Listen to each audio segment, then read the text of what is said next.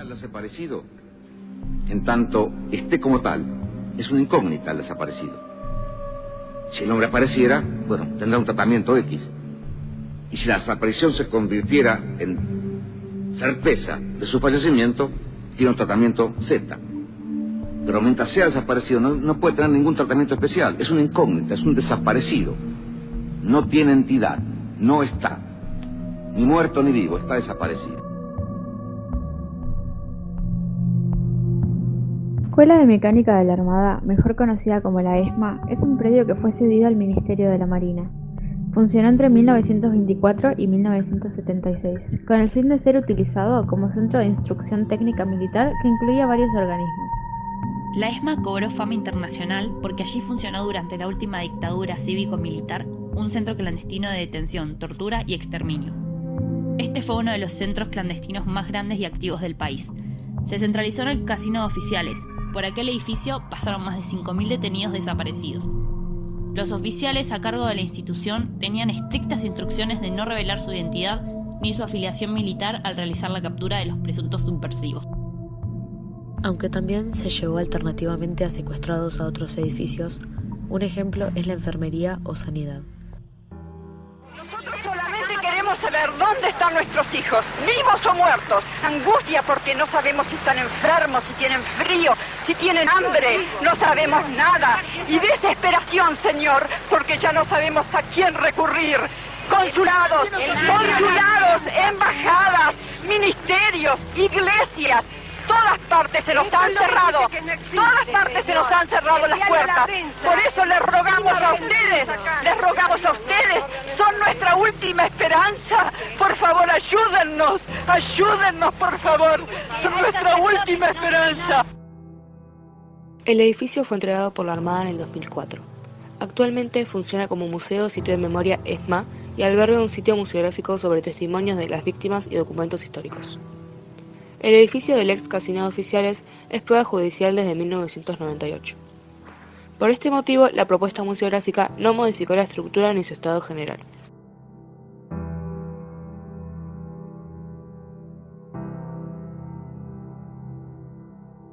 Para iniciar el recorrido histórico, ingresamos a través de la Avenida Libertador y seguimos el camino hasta el espacio de memoria a la ESMA, el edificio donde se llevó a cabo el centro de clandestinidad. La comisión ha llegado a la conclusión de que por acción u omisión de las autoridades públicas y sus agentes, en la República Argentina se cometieron durante el periodo al que se contrae este informe, de 1975 a 1979, numerosas y graves violaciones de fundamentales derechos humanos. Influencia internacional.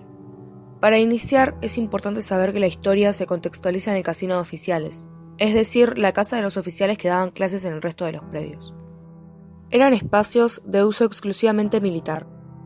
El contexto internacional tuvo gran influencia por parte de Estados Unidos y Francia, que le cedieron a nuestras Fuerzas Armadas lo necesario para armar un centro clandestino, incluso el uso de la tortura sobre la población civil.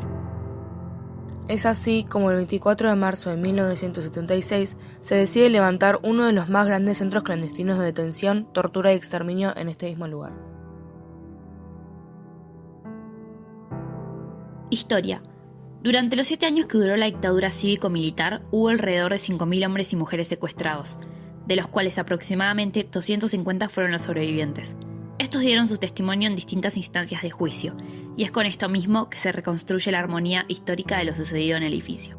El lugar funcionaba como escuela de mecánica de la Armada. Miles de jóvenes todos los años iban a estudiar mecánica, electricidad o incluso para ser suboficiales de la Marina, oficios que luego iban a usar buscando trabajos como civiles. Es importante saber que no todos los jóvenes sabían lo que sucedía en el edificio, pero cualquiera que estaba dentro del casino sabía lo que pasaba. Comisión Interamericana de Derechos Humanos. A raíz de testimonios en el exterior, en los primeros años de la dictadura, llegó al país la Comisión Interamericana de Derechos Humanos. Fue una visita que duró 2 meses y que en aquel momento, en el año 1979, plena dictadura, toma denuncias públicamente. En el microcentro de la ciudad se armaron filas de personas que denunciaban la desaparición de sus familiares. Se recorrieron algunos edificios que habían sido señalados como centros clandestinos y entre esa recorrida el casino de oficiales. La Marina tomó cartas en el asunto y vació temporalmente el edificio. Muchos de los secuestrados fueron llevados a los vuelos de la muerte, que era la principal mecánica de exterminio.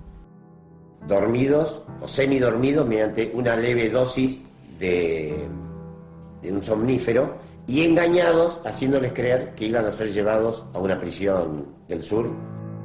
Un grupo de secuestrados fueron llevados a la isla del Silencio, en el delta del Paraná, y eran forzados a hacer distintos tipos de trabajos esclavos. Esto para mantenerlos ocultos mientras se llevaba a cabo la visita de la comisión en el edificio.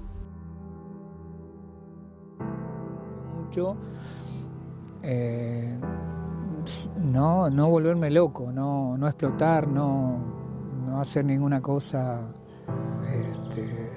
sino simplemente tratar de sobrevivir. Salimos en ese momento con una antifaz que nos tapaba los ojos a todos los que estábamos trabajando como mano de obra esclava. Discutíamos sobre qué sería de nuestro futuro y qué sería de nuestro destino, y si en realidad esto de que nos llevaban a otro lugar mientras estuviera la comisión era cierto o no era cierto, es más, si nos matarían a todos o no.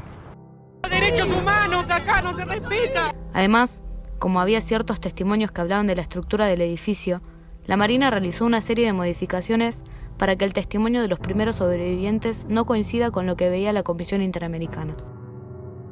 Estructura. El ingreso de las personas secuestradas era desde la parte trasera del edificio. Había playones de estacionamiento donde ingresaban los autos de la Marina, siempre vestidos de civiles, nunca identificándose como miembros de las fuerzas. Llegaban con las personas encapuchadas, esposados de pies y manos.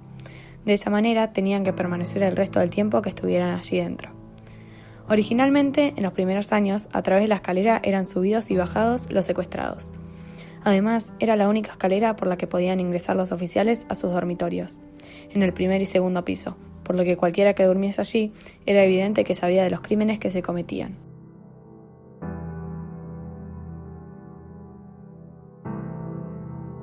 Había un ascensor que comunicaba hasta el segundo piso, donde muchos de los testimonios hablaban del ruido del motor del ascensor, que fue extraído y construyeron las actuales paredes para encubrir esas modificaciones. Capucha y Capuchita se encontraban en el tercer piso y eran lugares específicamente de cautiverio, llamados así por parte de los marinos, que obligaban a las víctimas a estar encapuchadas las 24 horas del día.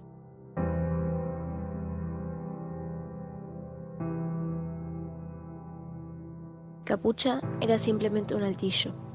Todo lo estructural que se puede visualizar se encuentra exactamente igual a como lo veían los secuestrados. Estos se encontraban en pésimas condiciones. Se les armaban colchonetas contra el piso de medio metro de altura que los mantenía aislados unos de otros, y por lo tanto estaban obligados a mantenerse acostados todo el día. Como nombramos antes, se los mantenía encapuchados las 24 horas, incluso para comer. Además de que no tenían la posibilidad de higiene en lo absoluto. Las actuales ventanas estaban pintadas de negro. Únicamente se encontraban lámparas prendidas durante todo el día. Y más allá de las torturas que se llevaban a cabo en el sótano, el tener que permanecer en esas condiciones era la tortura más grande. Desde esta instancia comenzaba la primera mecánica de exterminio, los vuelos de la muerte. Los marinos se referían a esto solo como traslado. Los primeros años, los secuestrados de allí no terminaban de entender que el traslado que los marinos mencionaban significaba la muerte. Esto sucedía una vez por semana, todos los miércoles. Eran llevados a enfermería y se les inyectaba un tranquilizante muscular para poder llevarlos sin problemas hasta Aeroparque. Desde los aviones eran arrojados vivos al Río de la Plata y al mar argentino, de esa manera terminando con sus vidas y haciendo desaparecer sus cuerpos. Este era el doble objetivo que tenía la dictadura. Los prisioneros que tenía en la escuela de mecánica fueran eliminados arrojándolos al mar desde aviones navales. Todos los miércoles se hacía un vuelo y se designaba en forma rotativa distintos oficiales para hacerse cargo de esos vuelos.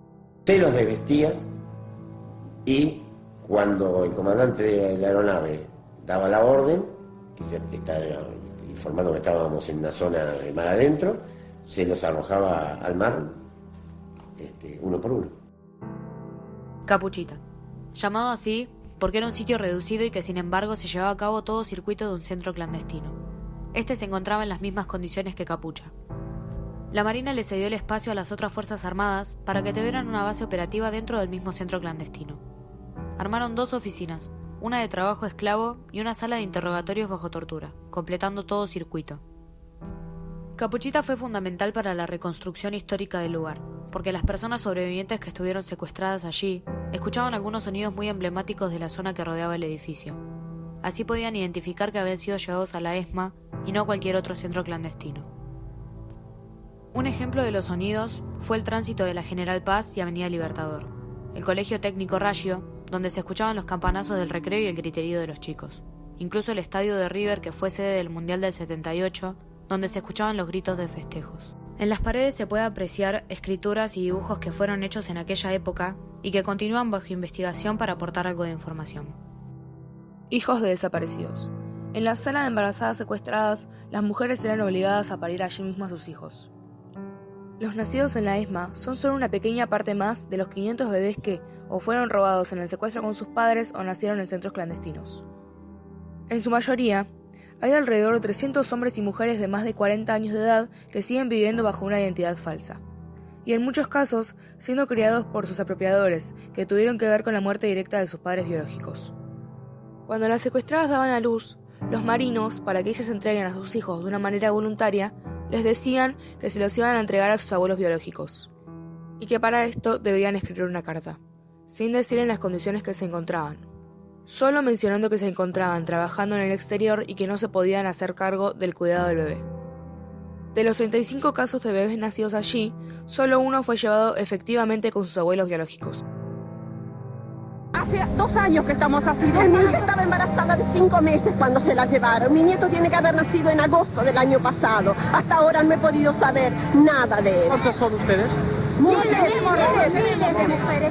¿Qué pasa, señora? Queremos nuestros hijos, que nos digan dónde están. Pecera. No solo les robaban su libertad, sino que también a sus hijos. Después del secuestro de cada persona, volvían a sus casas y se llevaban sus posesiones de valor. En el sótano se falsificaban los títulos de propiedad de las casas y se abrió una inmobiliaria donde pusieron en venta estas mismas. Este sitio contenía una habitación importante, donde se llevaba a cabo un sitio de trabajo esclavo. Allí se obligaba a los secuestrados a hacer limpieza y mantenimiento del edificio. Pero en particular, aprovechando la formación política de alguna de las víctimas, los obligaban a hacer distintos tipos de trabajos intelectuales, como traducciones de diarios europeos, estadounidenses y en muchos casos se les hicieron escribir notas durante el Mundial del 78 que después salieron publicadas en diarios y la televisión. El almirante Macera, comandante en jefe de la Marina y miembro de la primera Junta de Gobierno Militar, tenía intención de ser electo democráticamente, y para armar una base de su proyecto usaba el trabajo esclavo de los secuestrados. Armó publicaciones en 2 revistas propias llamadas Convicción y Cambio, en donde hacía supuestas críticas por izquierda a la dictadura militar, criticando la censura y demás. Obligaba a los secuestrados a escribir en favor de su proyecto político, sabiendo que eso también los torturaba psicológicamente.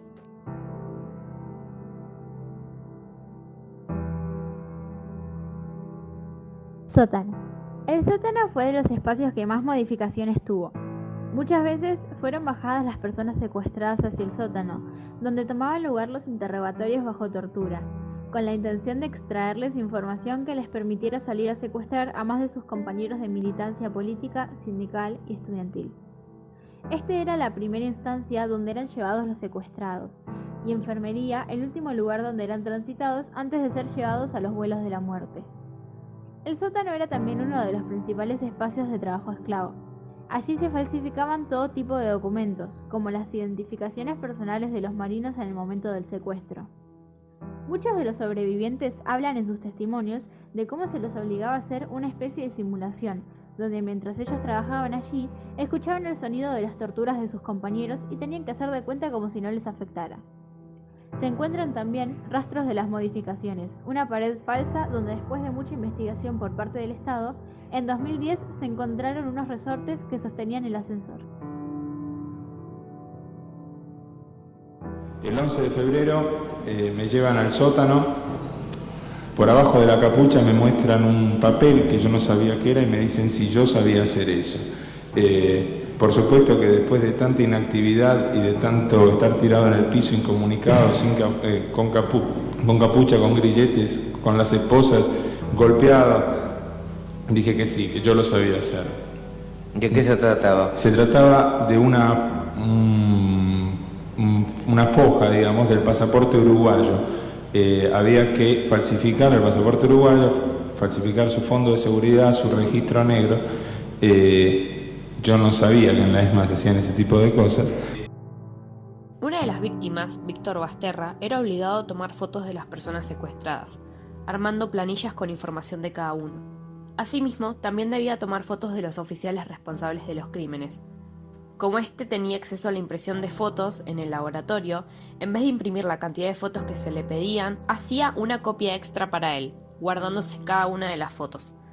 Estuvo secuestrado allí más de 3 años y medio. En diciembre del 83, el mismo día que asume Alfonsín como presidente democrático, es liberado. Así se llevó las fotografías de muchos de los secuestrados.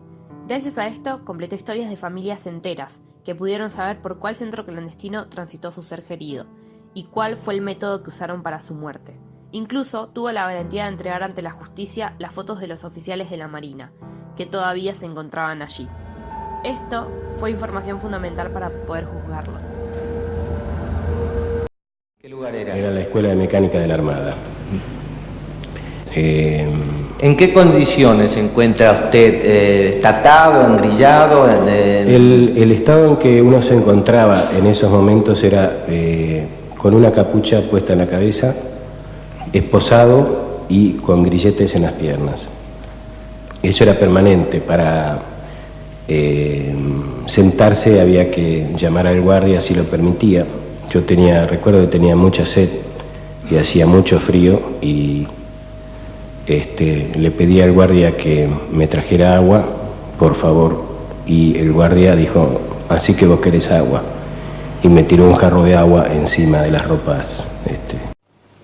En 2 coches, varias personas que me agarran fuertemente de las manos y me esposan y me llevan a puntapiés diciendo que estaba drogada porque yo gritaba que me estaban secuestrando y gritaba mi nombre y mi apellido.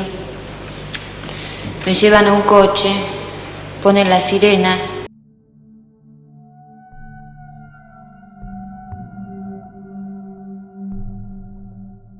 Yo fui elegida para ser recuperada, como decían ellos, y también realicé trabajo esclavo en pecera, sobre todo traducciones de francés.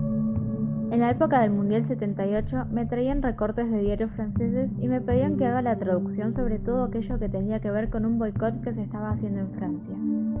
Alguna vez me dictaron y escribí algo, y una sola vez me sacaron de la ESMA para hablar con un periodista, que no tengo un gran recuerdo de eso. En el mes de abril me llevan por primera vez a visita familiar. Las visitas familiares también eran otro de los mecanismos pergeñados dentro de esta cuestión que ellos denominaban el proceso de recuperación, y creo que apuntaba, casi diseñado por expertos psicólogos y psiquiatras, de generar en nosotros permanentemente esa sensación de que nos acercábamos a la vida de ratos y de ratos volvíamos a estar en manos de ellos. Los meses me permitieron hacer una llamada telefónica a mi familia, diciendo que estaba bien, que no se preocuparan. Y comencé a recibir paralelamente lo que ellos llamaban proceso de recuperación. Decían que ellos me querían recuperar para la sociedad, que debía trabajar, colaborar con ellos. Y parte de ese proceso y de mi supuesto cambio de alguna forma de dejar quitarme las esposas, poder llamar por teléfono.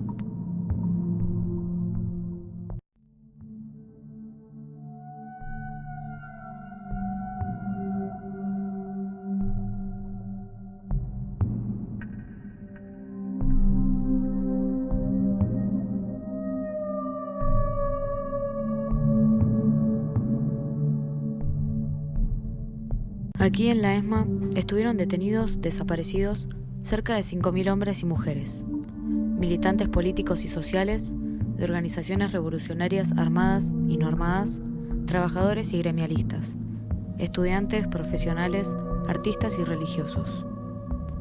La mayoría de ellos fueron arrojados vivos al mar. Aquí, en la ESMA, la Armada planificó secuestros y llevó a cabo asesinatos de manera sistemática. Aquí mantuvo a los prisioneros encapuchados y engrillados. Aquí los torturó. Aquí los desapareció. Aquí nacieron en cautiverio niños que fueron separados de sus madres. En su mayoría fueron apropiados ilegalmente o robados. Muchos de ellos son los desaparecidos vivos que aún seguimos buscando.